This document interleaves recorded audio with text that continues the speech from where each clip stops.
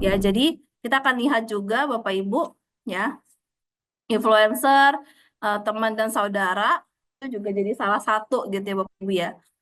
Tadi yang saya bilang, jadi influencer ngasih tahu nih ya kan saham mana aja yang bisa dibeli, kripto apa aja segala macam, sama teman dan saudara Bapak Ibu. Teman saudara itu ya tadi, jadi mereka menjadi salah satu yang ngasih tahu juga, bisa flexing kalau misalnya bahasa sekarang ya, nge-flexing, saya tuh punya saham apa, saya punya kripto apa segala macam, seperti itu Bapak Ibu.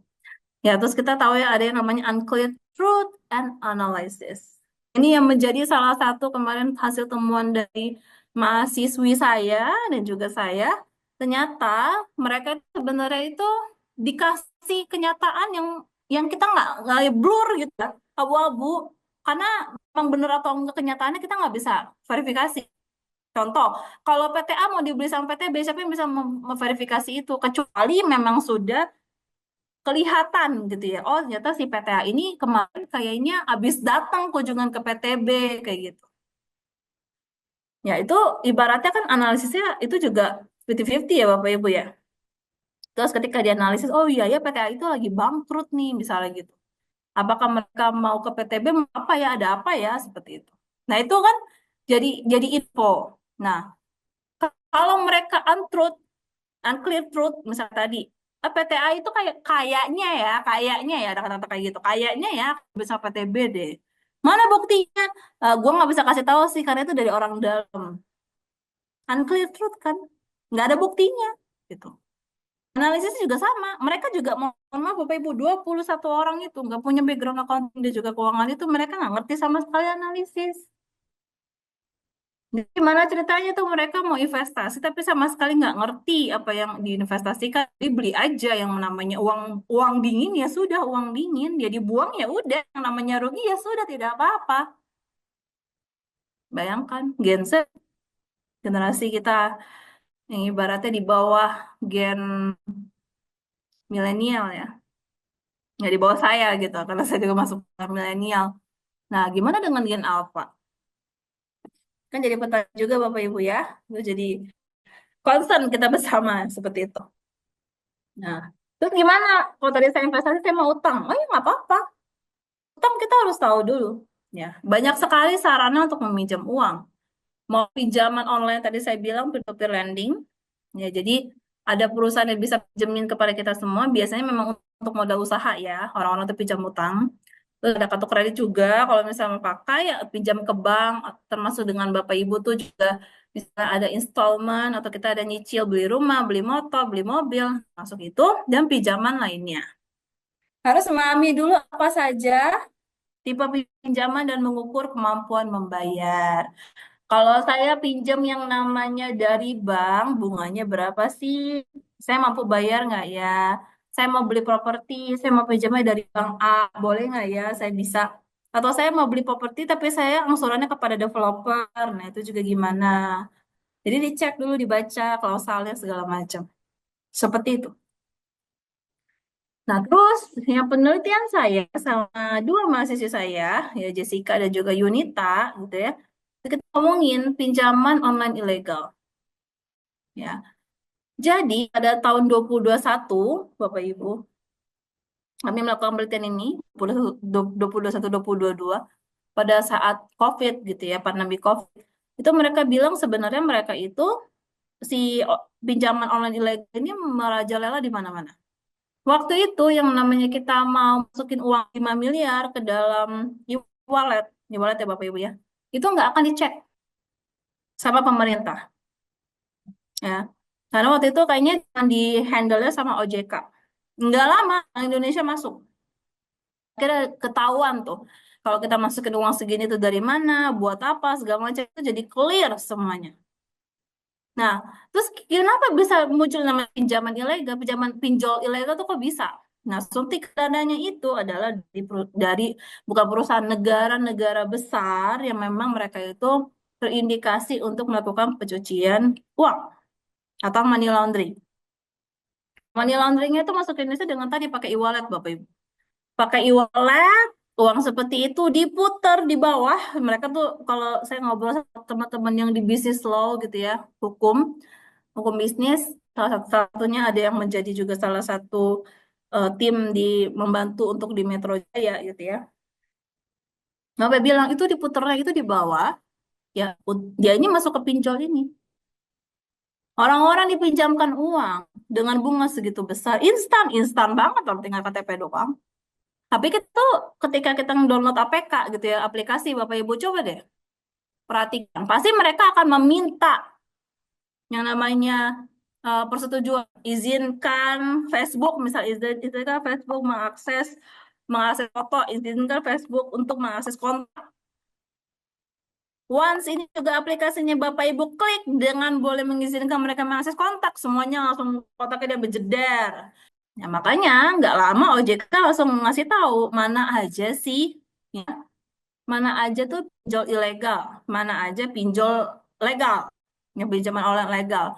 Itu ada listnya Bapak Ibu.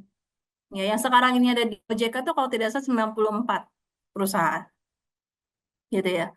Kita ngomongin kalau sekarang ini si pinjol ilegal ini, kita ngomongnya adalah dia tidak perlu yang namanya untuk mengembalikan uang yang dipinjam. Ini concern juga ternyata. Karena banyak Gen Z yang memanfaatkan itu. Ya udah, pinjam aja uang dari pinjol ilegal. Terus laporin ke polisi, habis itu ya udah ketahuan kan kalau misalnya kita nggak usah balikin kayak gitu. Nah, itu malah jadi bahaya ya sebenarnya Bapak Ibu ya, karena yang uang yang didapatkan tidak halal gitu kan. Karena transaksi money laundering. Nah, si pinjaman online ilegal ini yang atau peminjamnya itu biasanya masuk ke dalam lingkaran setan. Udah pinjaman online ilegal. Ditambah lagi dengan judi online. Wah, gila. Jadi dia tuh pinjam uang itu supaya bisa main judi. Nah, luar biasa memang ya Bapak Ibu ya. Tapi itu terjadi.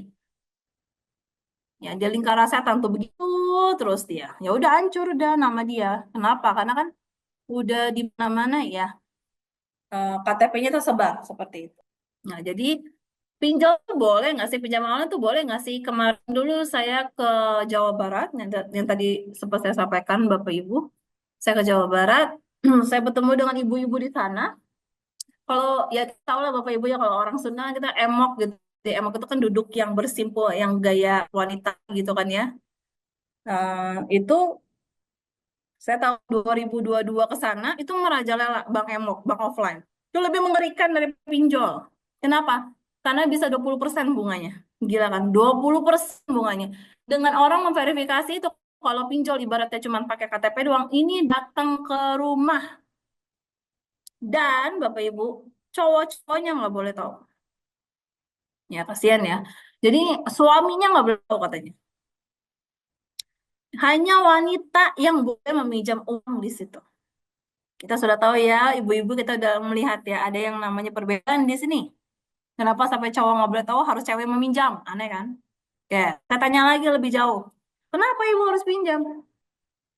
Yang namanya bayar apa uang sekolah anak nggak murah, Bu. Coba mereka gitu. Kita pinjam buat kebutuhan keluarga kok, Bu. Ada yang sampai rumahnya digadaikan mau nggak mau karena si Bang Emok itu. Itu kita sebutnya istilah populernya adalah bank offline. Ada yang juga pinjam untuk usaha. Nggak apa-apa, tapi untuk lebih baik untuk produktivitas. Apa pinjol tapi buat dipakai gitu ya untuk bikin usaha tuh nggak masalah. Ya, jadi harus tahu interestnya tinggi 2% biasanya per bulan. Ya, jadi kalau setahun berarti 24%. Untuk aktivitas atau buka usaha dan mampu bayar. Yang paling penting itu. Ya. Nah, kalau jangka panjang, gimana sih? Posisi keuangan kita tuh harus diapain sih? Ya, siapkan dari sekarang. Mau ngapain? Apakah investasi dari bisnis? Jadi kalau saya dengar-dengar dari teman-teman yang memang mohon maaf sudah mau pensiun gitu ya, mereka sudah sharing, oh aku udah siapin bisnis nih untuk nanti aku. Oke, bisnisnya kayak apa? Aku buka PY di rumah, aku jualan PY di rumah. Nah, itu yang ngatur sekarang istri gitu. Nanti aku mau concern ke sana. Oke, kalau gitu. Terus apa lagi Pak? Oh, aku juga punya kos-kosan, aku juga punya ini. Aku punya jadi banyak orang yang udah aku punya jasa penyewaan mobil kayak gitu. Jadi aku punya mobil, aku sewain ke orang-orang dipinjemin. Ya lumayan. Ya, investasi yang memiliki nilai makin naik seperti logam mulia, properti, tanah, deposit dan juga deposit. Deposit itu sebenarnya makanin bunganya ya gitu. Tapi untuk properti tanah dan juga logam mulia itu ya lebih bagusnya di hari tua gitu. Kalau memang benar-benar untuk keluarga, ada yang mau misalnya Bapak Ibu apa sih pasif income doang gitu kan, silakan aja gitu ya. Misalnya mau kita ngomongin main di deposito atau kita main di reksadana sama di obligasi itu bisa. Tapi PR-nya kalau obligasi sama reksadana mereka cuma jangka menengah, nggak bisa jangka panjang. Tapi kalau deposito kan bisa di 20 tahun dan lain-lainnya. Seperti itu ya Bapak Ibu.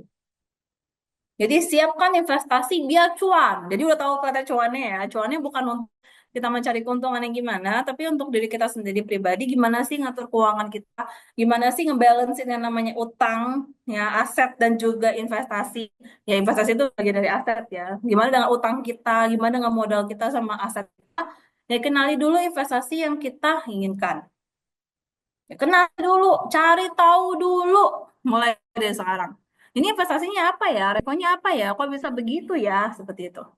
Jajan logam mulia atau saham juga oke. Jadi kalau BEI gitu ya, Bursa Efek Indonesia, mereka udah bilang, kenapa kalian suka beli produk-produk seperti itu kok nggak pernah jajan sahamnya? Padahal kan kalau misalnya kamu punya produknya kan ibaratnya uangnya balik lagi ke kamu, dalam tanda kutip seperti itu, berupa dividen. Ya, jadi udah banyak gitu. Mereka juga membuka ya kalau Bapak Ibu misalnya mau kunjungan ke sana, BI mereka juga sangat open.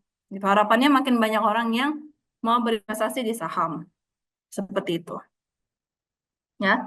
Terus kenali resikonya, Bapak Ibu jangan lupa. Ya, setiap investasi pasti ada yang namanya resiko.